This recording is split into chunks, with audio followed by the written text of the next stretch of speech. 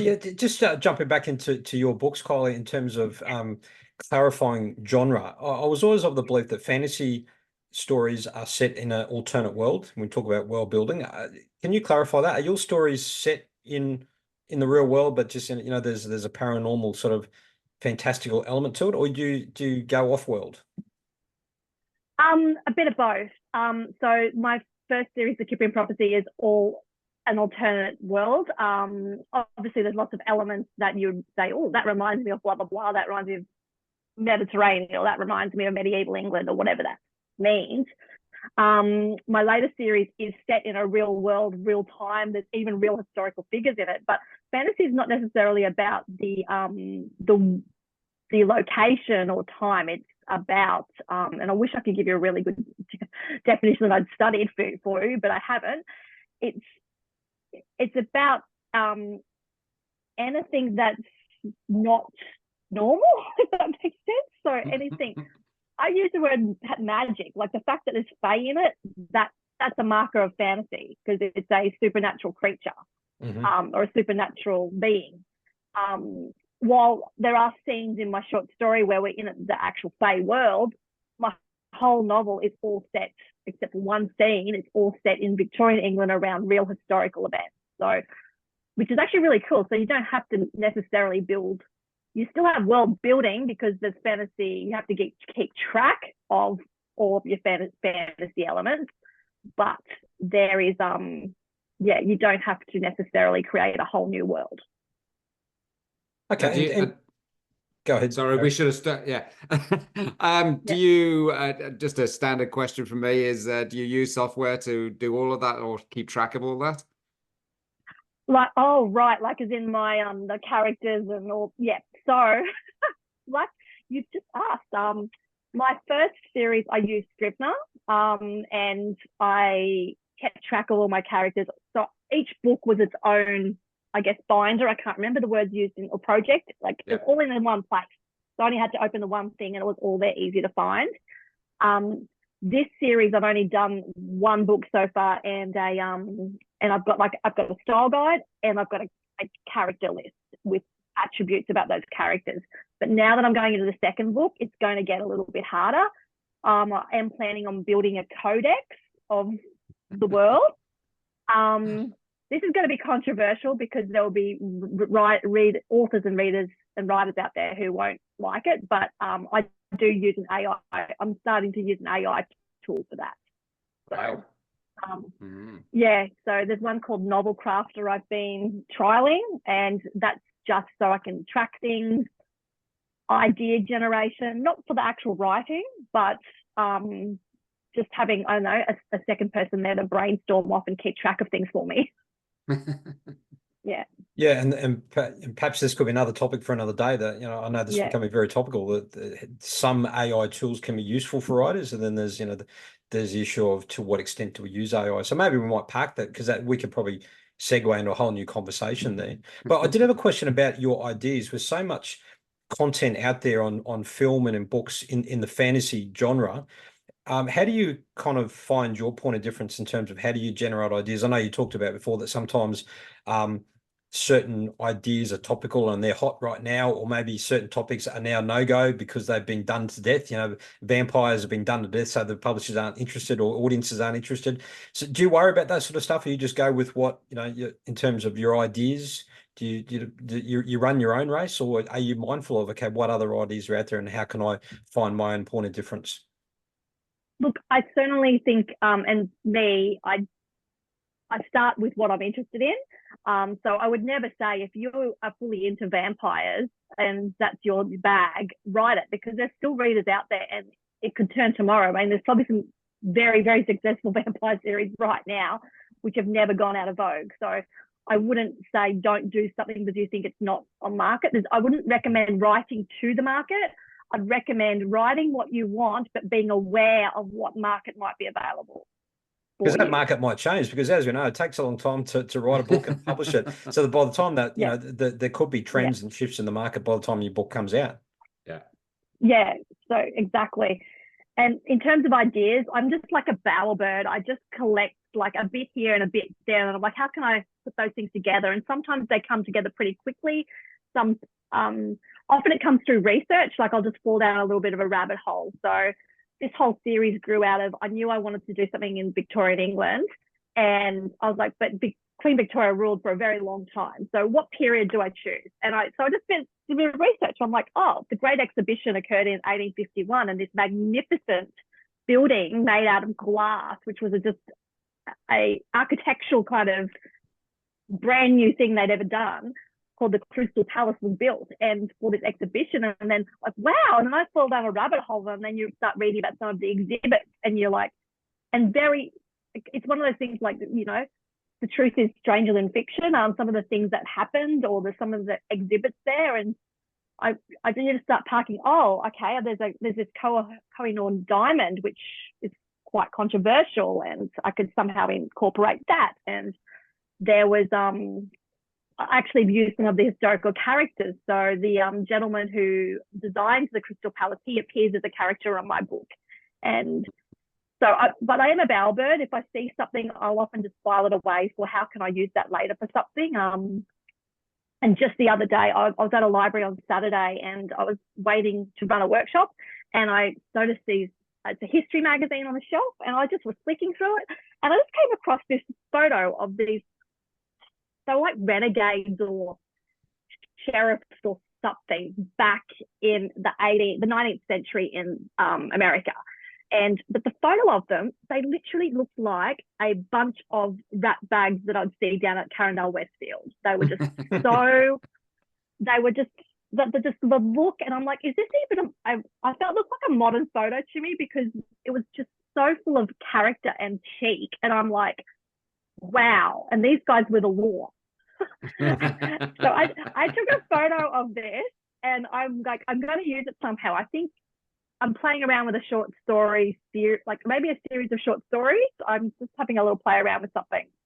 I want to do a Wild West based in Australia, and I'm just playing around with it. Yeah, and there's with been magic. With magic, yeah, and romance. No, and yes, all of above.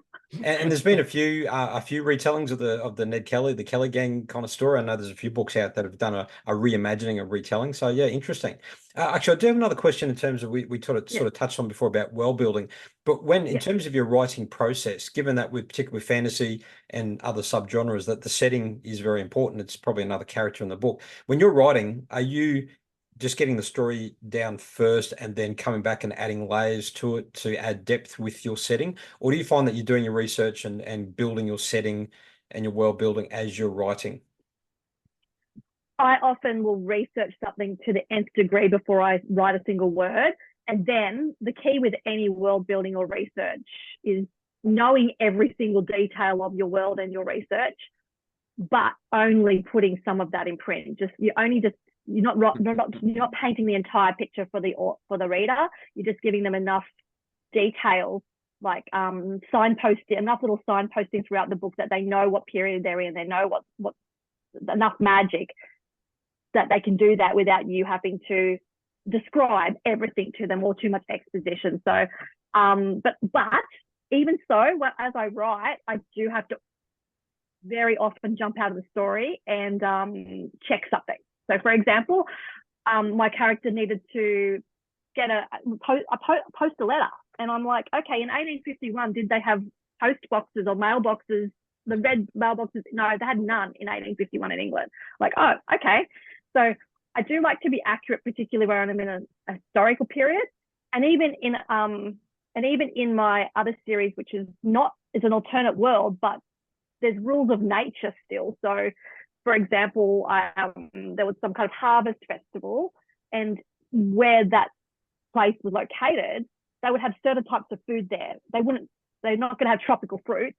They're going to have certain foods. So I do like to resolve those things then and there, though. When I hit them, I don't like to just insert detail here. That's not how I write. That works for some people, but I like to write clean and just keep moving. But you've presumably done a lot of plotting before you get to that point. I'm a massive plotter. How many spreadsheets? OCD. It's not a spreadsheet. It's at the moment it's a Google Doc, and it's based on Save the Cat 3-act structure with 15 beats. Wow. Okay, very technical. Is it color coordinated as well? No, but I think I might start introducing that. Yeah, well, there you go. It's just an idea. But isn't that whole research thing a real trap? You know, we can start searching. I've done it before. Spent hours YouTubing in the, you know, saying that I'm researching, but you can suddenly go down those rabbit holes in the name of research, and sometimes you got to pull yourself out there and keep writing. We can use it as an excuse not to write sometimes, can't we? Absolutely. Yeah. I have to give myself hard deadlines, and it's easy for me because whenever I finish a book, I want to promote the next book in the back matter of the previous book. So at the back, when they get to the back of the previous book, I want them to have a clickable link if they're in an ebook, or they can go somewhere and see books coming. So to do that, it needs to be a pre-order on Amazon. And if you create yourself a pre-order on Amazon, it's a hard deadline because you can have wriggle room, but I think they'll only give you like one chance. And then if you do it again, no more pre-orders ever. Wow. Okay. Yeah. Yeah. So I find that useful, but yeah, falling down a rabbit hole.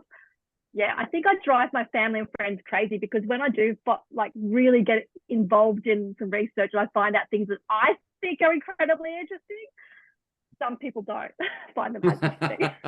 But I like the comment you make that it's important just to kind of flag post, signpost the bits of relevant information. I know as authors, when you've done a whole ton of research, we want to impress our reader about how smart we are and how much we've learned through our research. And we want to do pages and pages of exposition because, well, I've researched it. I'm going to share all this new knowledge. I'm going to tell you everything I've learned. Yeah. So, you know, and I think a good structural edit will identify those areas where they say, look, just cut it all out and just add breadcrumbs, little tidbits of information and move on. Yeah, exactly. Yeah, that you have to do it that way. Yeah, too much research. Yeah, it's dangerous, but I love it. I love it. Yeah. Look, I've got another question in terms of overall themes. Do you, when you write, are you focused on just telling, you know, providing escapism and a good yarn for your reader, or do you have an underpinning theme? Like an example, I know an author who has got an underpinning theme about climate change because there's a fantasy story about these people that live under the ocean, and there's the land dwellers, and there's interaction, and set in behind that is issues around, you know, wasting of resources and climate change. Do you embark on those kind of more deeper themes, or you're just more focused on that escapism and telling a good story? Look, I definitely explore themes that I'm interested in. It doesn't necessarily drive what the story's going to be, because as an ex-journalist, the yarn always comes first. And the characters are often what comes to me first as well. But naturally, I do explore themes, just of things I'm interested in. And what I love about fantasy is you can explore themes without, not doing it in a sneaky way, but without coming across as lecturing or beating someone over the head about something. It's just exploring it through the character's experience. So for me, my stories are often lead characters are often women, and they're always kicking butt, metaphorically or physically. And because it's set in medieval world in Victorian England, there's some patriarchal themes because women aren't supposed to do certain things in those eras. So I certainly explore that. But yeah, it's a fairly light touch. People obviously pick up on it, but it doesn't pull them out of the story. And another thing I have examined, and why I guess why young adult fantasy in particular I've written about, is that first series touches on YA books are often about coming of age story, but it's about a person who's that transition from young person into an adult, and all the things that happen, and trying to find where they belong in that world. And belonging and identity is something that I often kind of delve into, and that's probably driven a little bit by the fact that my background is my cultural background is I'm Australian with a European background, and I got all my looks from my Irish background, my Irish grandfather. But on my father's side, his family's Aboriginal, and I don't look anything like that side of the family. And my lived experience has been a very white Australian experience. But my grandfather, Bundjalung and Gumbaynggirr, and my grandmother was Kamilaroi. So 3 different clans in northern New South Wales. And for me, I am connected to country, and I am connected to my family who are still there and identify and have lived a different experience to me. But it's something that I continually kind of, I'm very conscious of sticking in my own lane, but also being able to explore some of those, where do I fit? And yeah, what can I put my hand on my heart and say who I am? But I do want to connect somehow to some of this heritage in an authentic way, without so I find it really challenging. But I've written some short stories that have been inspired by my family and some of my family members, and that's kind of how I do it. So it sounds like your writing has been a bit of an exploration of your own journey and your own sort of heritage. It certainly has, because I'm doing a lot of family history research in the background as well, because we've lost a lot of family history, and a lot of our grandparents didn't necessarily talk a lot about their heritage for valid reasons of things happening in the country at that time. And if you could get away with saying maybe you were of another cultural background, perhaps you might. So maybe you might say you're Italian, or maybe you might say that you're this, or so there's a lot of stuff to unpack.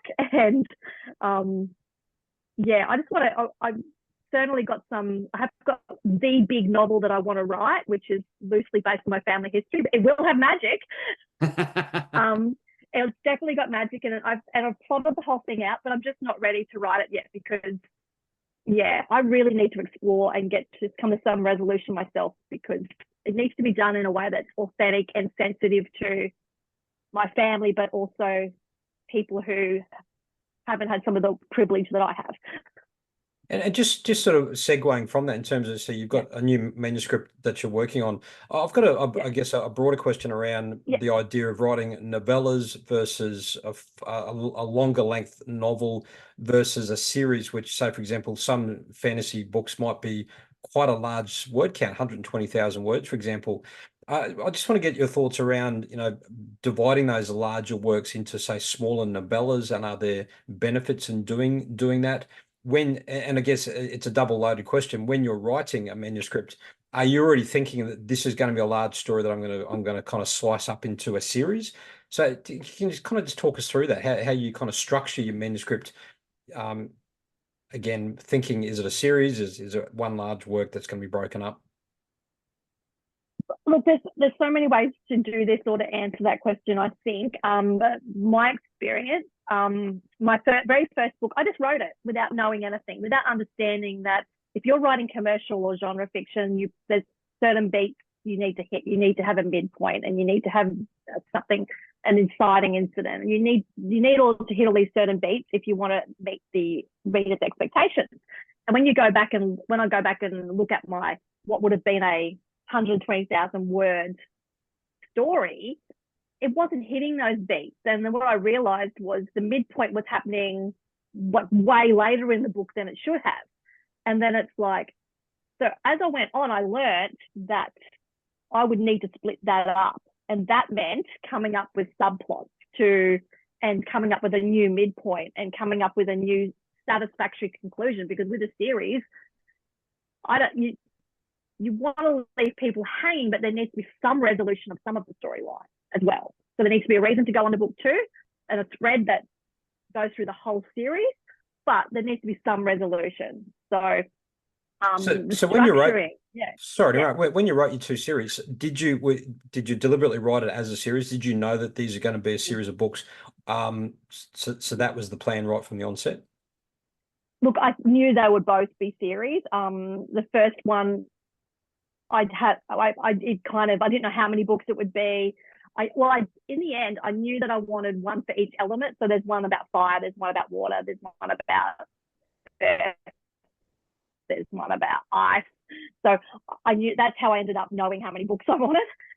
But that kind of happened organically, how many books. I knew it would be a series, and particularly after I knew I had to cut down that book, because as a first-time author, and particularly if you want a traditional publisher, there's just no way. Well, I'm not saying it's impossible, because there's certainly outliers, but you have to think about the thicker the book, the more space it takes up on a shelf in a bookshop. So a traditional publisher has to fight for the space on a bookshelf, and fantasy books are often longer, and sci-fi, anything that's got a lot of world building, and particularly if they have multiple points of view characters. So chapters are written from different characters' point of views. They will be longer by nature. But anything above 100,000 for a fantasy novel is putting you into dangerous waters if it's the first book in the series. And your books in your series, are they novellas or are they longer word novels? Oh, sorry. My first series, I have got a novella, but it's more a companion story. My book one is about 100,000, and then by the time I got to book two, I think went a little bit over 100, and then they're anywhere between 90 something and 100 and something, like 104 kind of thing. So they're all in that range. And then I have a book 0, which is a prequel, and it's sitting more at about 85 or something. So anything between like 80 and for fantasy and just over 100 is probably okay. But for the first book in the series, you can get away with a bit more for those following books, but you are asking a lot of the reader. And if you are after a traditional publisher, they may balk at something that's much longer. Cool. Okay. And look, we are actually, time's gotten away on us. So I was going to say, if we do this much longer, we're going to have to put this one into a series. A quick question. Have you found, I have been told that fantasy readers can be ferociously loyal if they find an author where they love the stories and the series, that they are very, very loyal, and there's a particularly strong market in ebooks. What are your thoughts on those sort of issues in terms of loyalty, and whether fantasy sits stronger in an ebook form? My observations would be that yes, they can be quite ferocious. They don't tend to read as many books as, say, romance authors, who are romance readers who physically read more books, because often the fantasy books are denser and longer, but they do like to see their way through to the end of a series, and they will get super, super invested in your world and your characters, and they'll want to know, how do I pronounce that character's name? Even though they're reading it, they want to know, and love those super fans. And ebooks, look, I don't really have much of a point of comparison. Certainly fantasy is strong in the ebook market as well as romance. It's behind romance, but not far. I guess independent indie authors are relying more heavily on ebooks, and it's less of a risk for a reader to buy from an ebook than to go and buy a physical book, because it's cheaper. So it's kind of, I don't know which one feeds into what, but generally speaking, if you're an independent author and you write in fantasy, your e-sales are going to be generally stronger than your paperbacks. Okay. And look, we do have to wrap up, but I do have one final question. If you were to give a couple of bits of advice, a couple of golden nuggets for emerging writers who are embarking on writing fantasy, do you have any sort of golden pieces of advice for those people? Look, do your research, and even if the research is you figuring out what you want from your world to look like, world building is absolutely key in this, and the law of magic, like what are the rules in that universe or that world that can't be broken. So there's genres like magical realism or fabulism where there are no rules, it's just because magic. But most fantasy books, there needs to be some rules. So yeah, like if can humans see their pointed ears, a fae's pointed ears? No, they can't. Okay, if we're going to break that rule, we need to know how we're going to break that rule. So Okay. you have to have your rules really clear in your mind, and having like a codex or keeping track of it is really important, because readers will call you out on it, and that's what makes it, I guess, real. Yeah. All right, I think that's a really good place to finish here. Now, if people would like to reach out to you and maybe speak to you about some of the workshops, now just to flag, we're going to stay with you, and there's going to be another episode with you where you're going to be talking about marketing and helping authors build their author profile. So if our listeners stay tuned, the next episode, which will drop next week, will be Kylie talking about marketing for authors. But where can people reach out to you? Where can they find you? So a bit of a plug. Where's your website and your social media? Well, yep, you can find me on my website, which is Kylie Fennell, F for Freddie, ENNELL.com, so KylieFennell.com. And my socials, I'm on most of the platforms under Kylie_Fennell or Fennell,